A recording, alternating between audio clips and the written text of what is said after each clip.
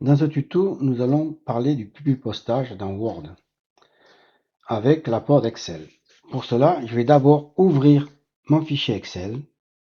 Bon, je l'ai préparé. Sur lequel, dans différentes colonnes, j'ai mis différents produits, origine, nom et date. On peut faire plusieurs onglets ou plusieurs colonnes comme vous voulez, et on peut rajouter des données au fur et à mesure, on le verra à la fin. Une fois que j'ai créé mon fichier, je l'enregistre au format Excel.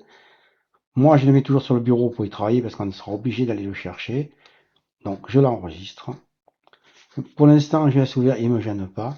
Et je vais ouvrir Word.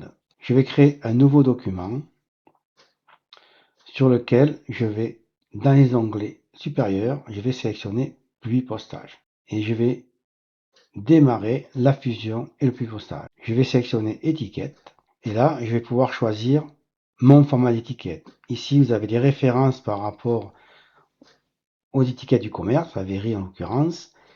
Et à votre droite, vous avez les dimensions d'étiquette. Donc vous pouvez choisir celle que vous voulez. Au pire, vous pouvez même, si vous voulez, les modifier.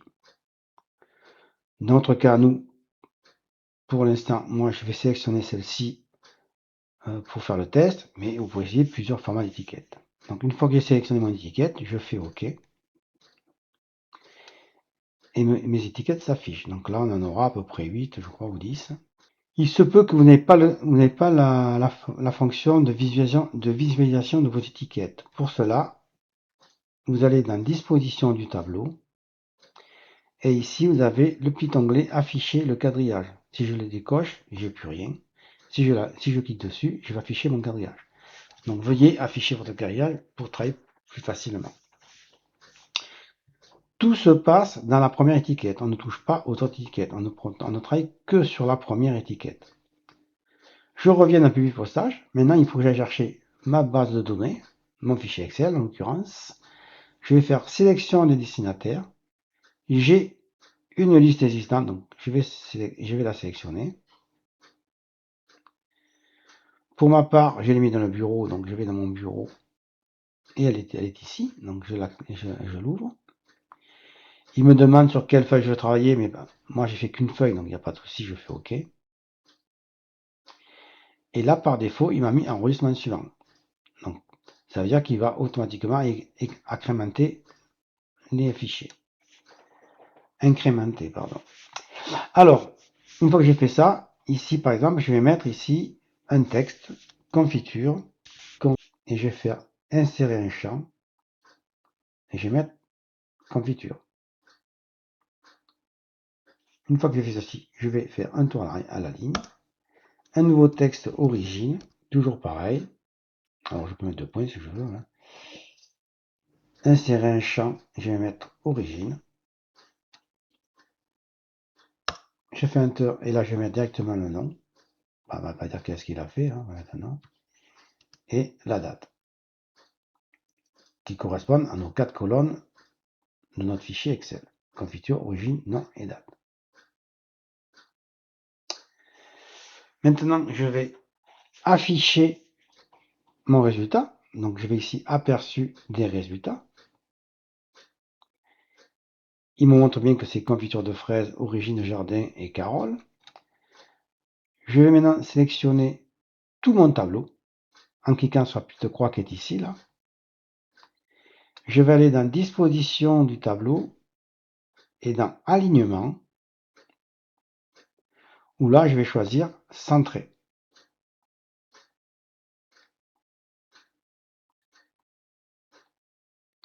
Voilà, mon étiquette est bien centrée, donc je vais pouvoir travailler dessus.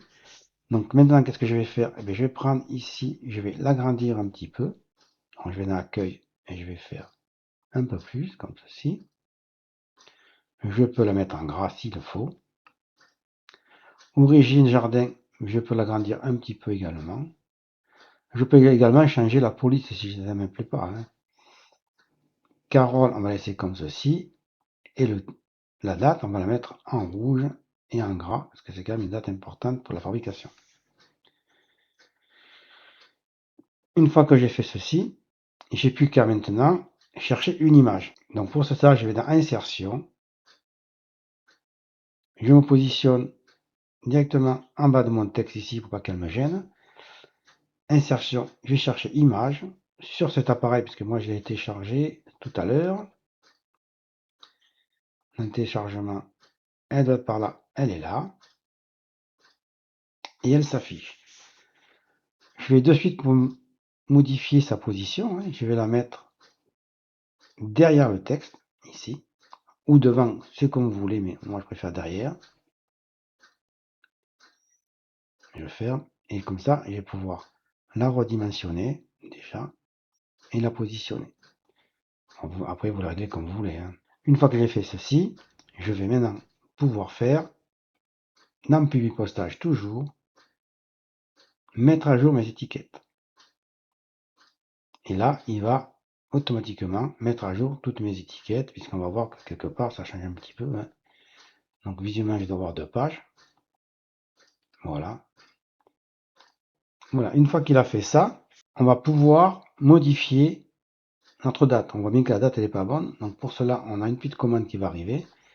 On va se mettre toujours aperçu résultat. On va l'enlever. Et on va sélectionner date, bouton de droite. Et on va faire basculer les codes champ. Ça nous permet de voir comment est créé notre publipostage. Et là, je vais faire un anti-slash et une arrobase sur lequel je vais mettre en majuscule surtout. Je vais mettre guillemets. Alors, jour en anglais, c'est D, donc je vais mettre D comme ça. Espace, moi en anglais, c'est mom. Espace, et année, c'est year. Et je ferme les guillemets.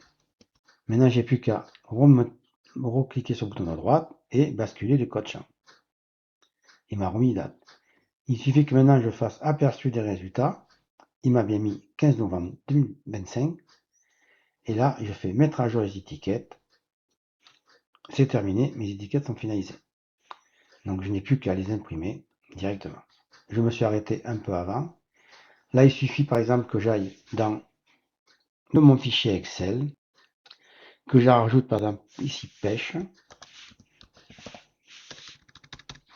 J'enregistre. Sélection des destinataires. Toujours pareil, utiliser une liste existante. Je vais de ce fait la recharger.